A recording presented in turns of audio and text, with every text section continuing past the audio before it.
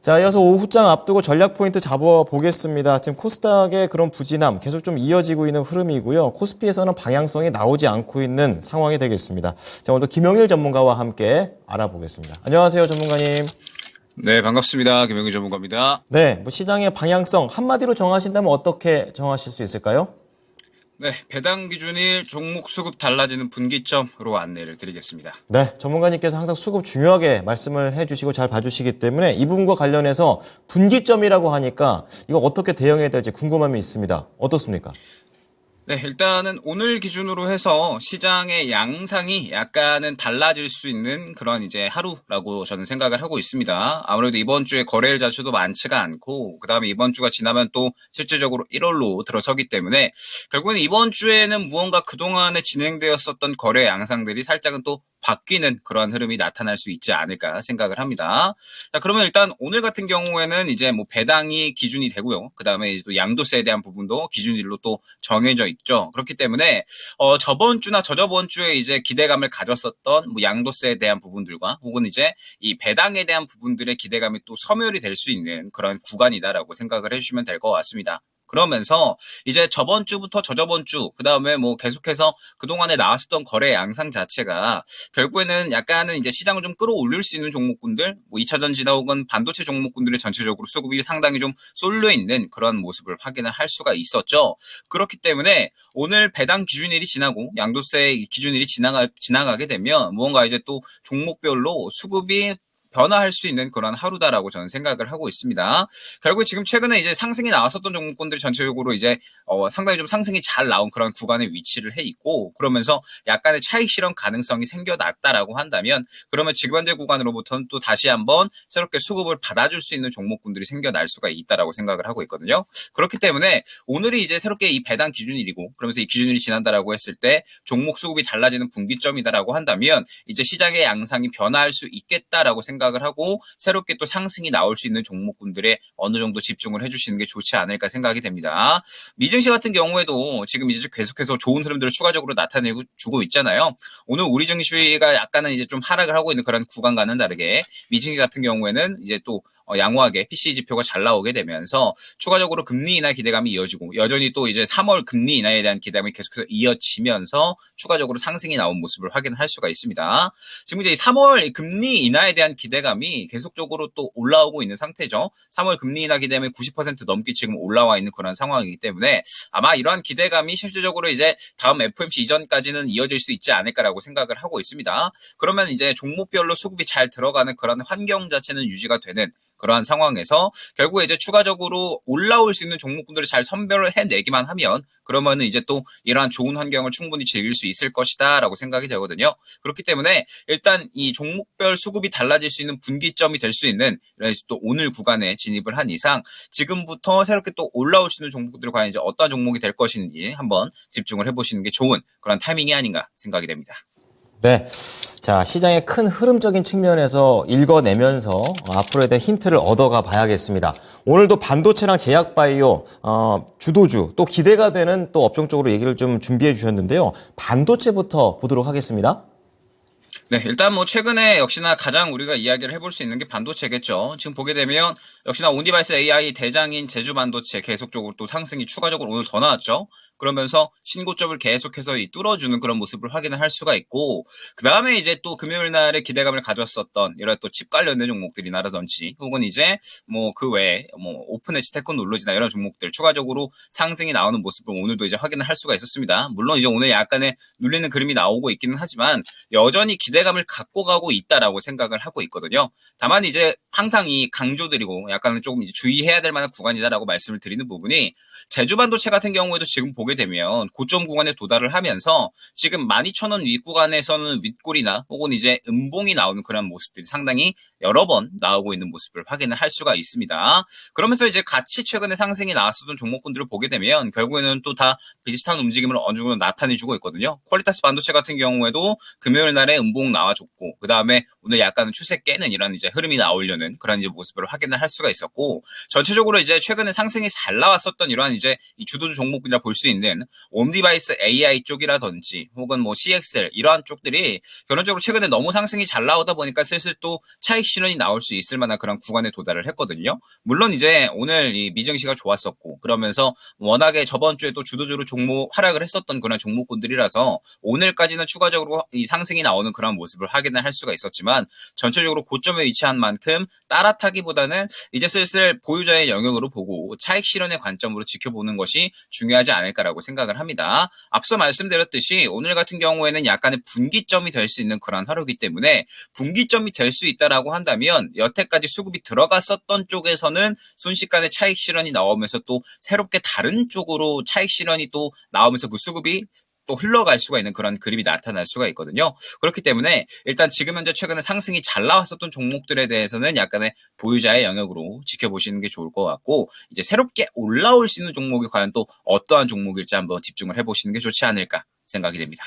네. 자, 그러면 계속해서 요즘 언급되고 있는 제약바이오와 관련해서는 어떻게 내용을 보면 될까요?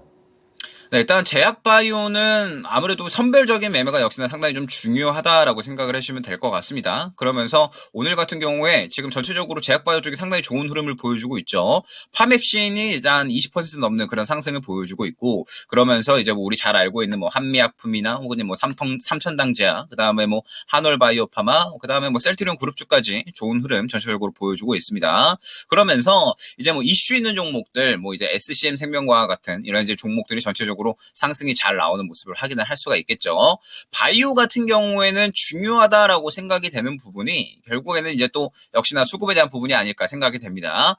우리가 이제 제약 바이오에 대해서는 특히나 이슈에 대해서 깊이 알고 있기가 상당히 힘든 종목군들이잖아요. 그러다 보니까는 사실 선별하는 데 있어서 상당히 어려움을 느끼실 만한 종목군들이다라고 저는 생각을 합니다. 그런데 제약 바이오 같은 경우에도 결국에는 시장에 관심을 받는가 그렇지 않는가가 상당히 좀 중요한 그런 종목군들이다라고 보고 있거든요. 그런데 역시나 이제 이 시장에 관심을 받는 종목군들, 지금 현재 시장에서 가장 크게 움직이고 있는 뭐 파웹신 같은 경우에도 보게 되면 저점에서 상당히 강력한 수급이 들어왔고, 이 수급을 기반으로 해서 상승이 나오는 모습을 확인을 할 수가 있고, 그 다음에 지금 이제 SCM 생명과학 같은 경우에도 금요일 구간에 상당히 강한 수급이 들어오면서 오늘까지 추가적으로 상승이 나오는 모습을 확인을 할 수가 있습니다.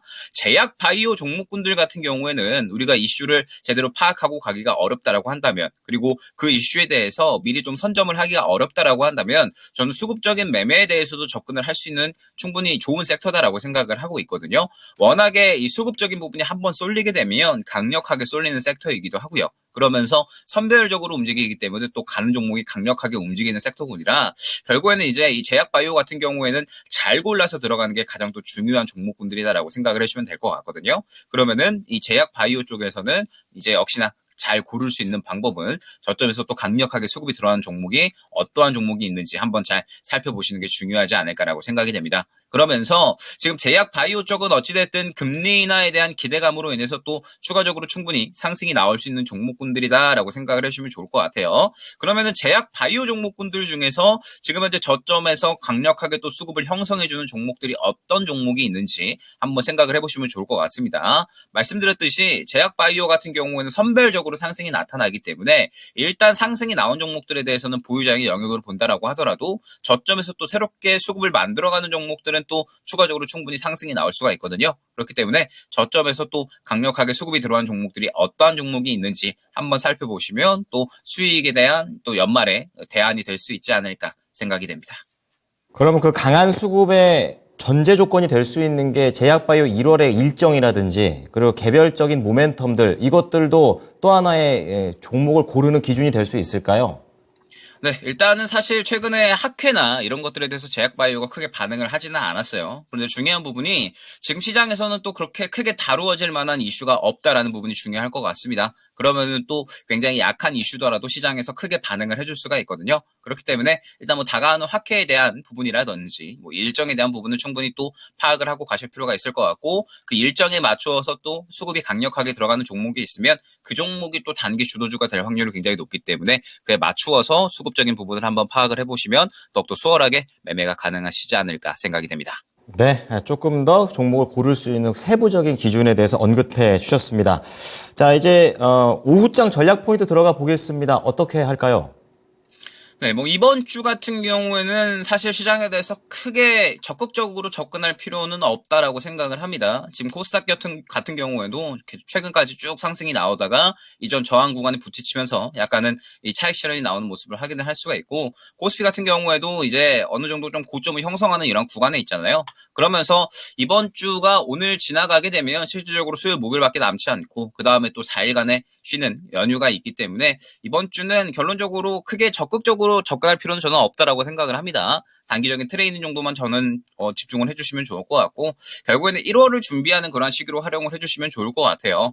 말씀드렸듯이 오늘이 약간의 이제 분기점이다라고 한다면 결국에는 오늘 지나가면서 이제 오늘, 내일, 모레까지 약 3거래일 동안에 고점에서 빠져나오는 수급들이 또 새롭게 저점으로 형성되어 있는 이런 종목들에 또 수급이 들어갈 겁니다. 자, 그렇다면 결국에는 이 고점에서 빠져나오는 이 수급들이 저점에서 또 다지는 이런 종목들이 수급이 들어가게 될 거고요. 그 다음에 이러한 종목들이 또 1월 달에 주도주가 될 것이다라고 생각을 하거든요. 그러면 결론적으로 이번 주 같은 경우에는 수익을 챙겨나가는 구간이 아니라 자리를 만들고 모양을 만들어 나가고 있는 종목들에 대해서 어떠한 종목들이 있는지, 새롭게 1월 달에 주도주가 될 종목이 어떠한 종목인지 이 부분을 파악을 하는 것이 굉장히 저는 중요하다라고 생각을 하고 있습니다. 그렇기 때문에 이번 주 같은 경우에는 너무 적극적인 매매보다는 저점에서 이제 새롭게 올라올 준비를 하는 종목이 어떠한 종목이 있는지, 1월 달에 주도주가 어떠한 종목이 될 것인지 결국에는 또 한번